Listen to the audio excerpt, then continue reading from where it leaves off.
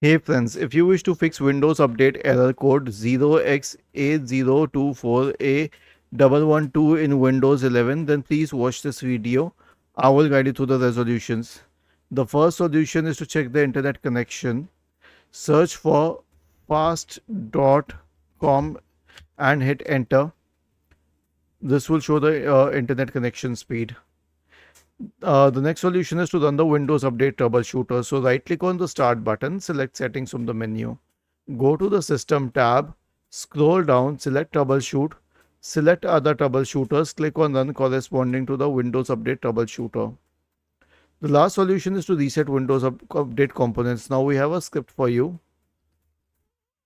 Okay, we'll go to this one and we will copy the script. We will search for command prompt in the Windows search bar. Click on Run as Administrator, paste the script here and hit enter. This will stop the services associated with Windows updates. It will delete the Windows update profile. It will delete the contents of the software distribution and cat2 folders. It will re-register the DLLs. It will reset WinSock and finally it will restart the services. Was this helpful? If yes, then please subscribe to the channel. If not, then let us know in the comment section of the video on how we could help you further. Thank you for watching this video and have a nice day.